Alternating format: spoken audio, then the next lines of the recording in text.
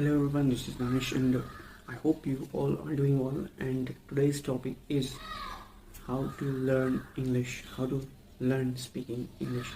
English बोलना सीखें कैसे। तो सबसे पहले इंग्लिश क्यों इम्पोर्टेंट है। इंग्लिश इज़ यूनिवर्सल लैंग्वेज जो कि दुनिया के हर देश में बोली जाती है और इंडिया में भी काफ़ी ज़्यादा इन्फ्लुएंस है। आप कहीं से भी आते हो, किसी भी बैकग्राउंड से आते हो, अगर आपको इंग्लिश आती है तो आप कहीं भी सर्वाइव कर सकते हैं। और इसीलिए इंग्लिश ज़्यादा इम्पोर्टेंट है क्योंकि ये ज़्यादा से ज़्यादा लगभग हर देश में ही बोली जाती है और इसका इन्फ्लुएंस है। तो उस हिसाब से अगर आपको इंग्लिश आती है तो आप अगर ट्रैवल कर रहे हैं या किसी दूसरी जगह पे मूव कर रहे हैं या कुछ नई जगहों पर जा रहे हैं, एक स्टेट से दूसरे स्टेट में जा रहे हैं, तब भी आपको अगर इंग्लिश आती है तब भी आप सर्वाइव कर सकते हैं आसानी से। Now how to learn speaking. आज मैं ये नहीं बताऊंगा कि आप ग्रामर रटें या उनके रूल्स ग्रामर के जो होते हैं उनको पढ़ें। आज मैं कुछ टिप्स दूंगा जिससे कि आप इम्प्रूव कर सकते हैं, आप आसानी से सीख सकते हैं, जो कि फ़ायदेमंद भी है, जो मैं खुद अप्लाई किया अपने ऊपर और ज़्यादातर लोग भी अप्लाई करके बेटर हो जाते हैं टाइम के साथ। First thing is reading.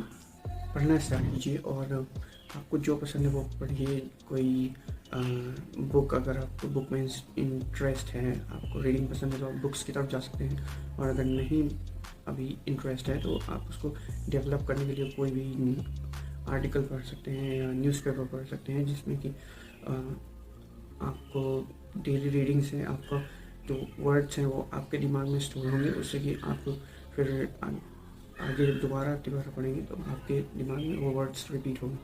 तो अगर आपको इंटरेस्ट नहीं है तो आप रीडिंग में तो आप वो पढ़ सकते हैं जिसमें आपका इंटरेस्ट है। फॉर एग्जांपल आपको टेक्नोलॉजी पसंद है, उसके बारे में जानना या पढ़ना पसंद है तो आप टेक्नोलॉजी पर जितने भी आर्टिकल्स हैं उनको पढ़ सकते हैं।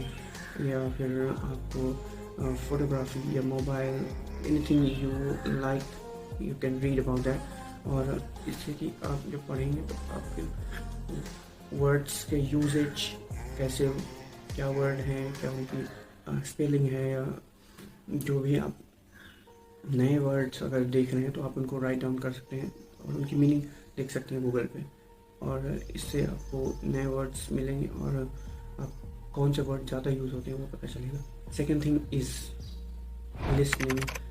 सुनना। इंग्लिश बोलने के लिए इंग्लिश सुनना बहुत ज़रूरी है। आप कुछ भी सुन सकते हैं, जैसे कि पॉडकास्ट हो गए या फिर कोई मूवी हो गई या कोई न्यूज़ रिपोर्ट हो गई।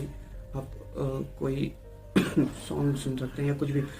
मैं मूवीज़ और सॉन्ग्स अभी सजेस्ट नहीं करूँगा क्योंकि उसमें जो साउंड इफ़ेक्ट्स होते हैं वो आपको डिस्ट्रैक्ट कर सकते हैं, उसमें थोड़ा सा मुश्किल होता है चीज़ों को समझना।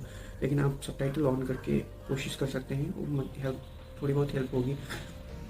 अगर आपको मूवीज़ में इंटरेस्ट है तो आप ये कर सकते हैं। और अगर इंग्लिश न्यूज़ रिपोर्ट जो नेटिव स्पीकर्स हैं उनकी नहीं समझ में आ रही है तो आप इंडियन इंग्लिश न्यूज़ चैनल्स को प्रेफर कर सकते हैं, देख सकते हैं उनको, क्योंकि वो इंग्लिश बहुत ही क्लीन और आपको समझ में आएगी, ऐसी इंग्लिश होती है वो।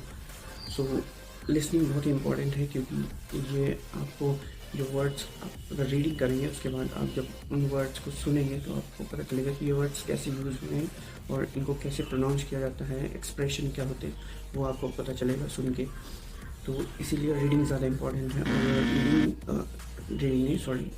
और लिसनिंग इम्पॉर्टेंट है क्योंकि जब एक छोटा सा बच्चा, न्यूबॉर्न बेबी जो कि अपनी सराउंडिंग्स को सिर्फ सुन के, उनको ऑब्जर्व करके कुछ ही सालों में बोलने लगता है, या 1.5 साल में, तो सेम प्रोसेस होता है कि वो सिर्फ सुन के ही बोलने लगता है। उसको ना पढ़ने की ज़रूरत होती है ना लिखने की ज़रूरत होती है, वो सिर्फ सुनता है और बोलने लगता है। तो ये टेक्निक काफ़ी हेल्पफुल होती है to learn any language. You can listen to it.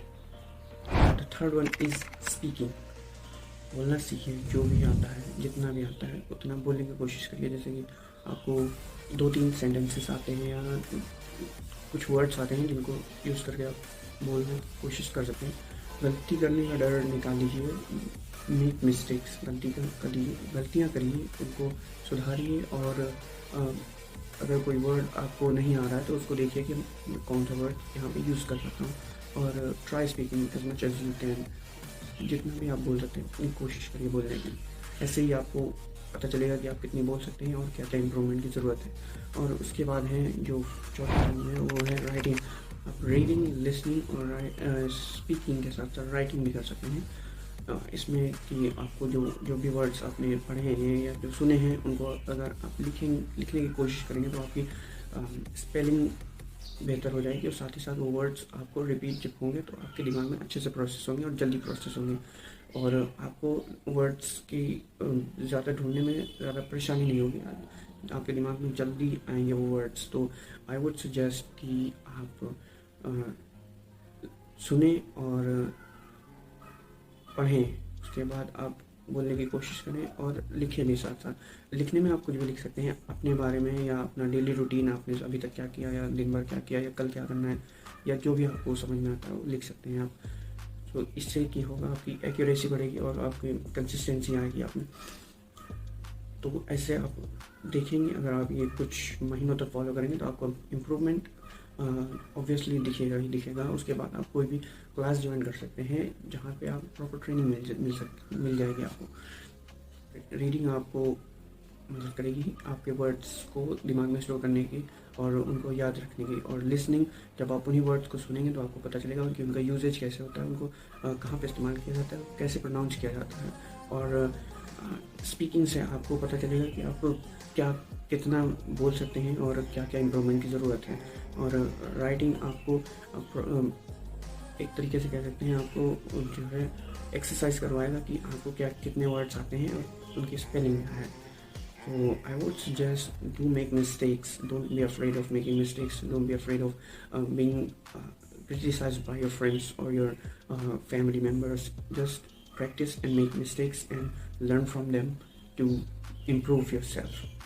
That's all about it. And one more thing, आप गूगल पर जा सकते हैं, वहाँ पर आप सर्च कर सकते हैं 1000 most common used word in English, और आपको मिलेगा वर्ड्स जो कि सबसे ज़्यादा यूज़ होते हैं। और अगर आप उनको पढ़ेंगे तो आपको पता चलेगा उनमें से 70 to 80% वर्ड्स जो हैं वो आप ऑलरेडी जानते हैं या उनको आपने सुन रखा है, और उसमें से ज़्यादातर की मीनिंग भी आपको पता है, और कुछ की नहीं पता है तो आपने उन्हें सुन रखा होगा। और जो नए वर्ड्स हैं उनकी आप मीनिंग देख सकते हैं और उनको आप नोट डाउन करके रख सकते हैं बाद में यूजेज के लिए, तो उससे भी आपको हेल्प होगी। और आप अगर उनको रिपीट करेंगे तो आपके दिमाग में वो और वर्ड्स ऐड हो जाएंगे जिससे कि आप अच्छी स्पीकिंग कर सकते हैं। That's all about it. I hope you understand, and if you will follow these rules, I am certain that you will improve by the time. Read everything, anything or everything. Listen to something and try speaking and write every day. Just follow these 4 steps and you will improve, I can assure you. And if you guys enjoy, please subscribe to this channel. Thank you.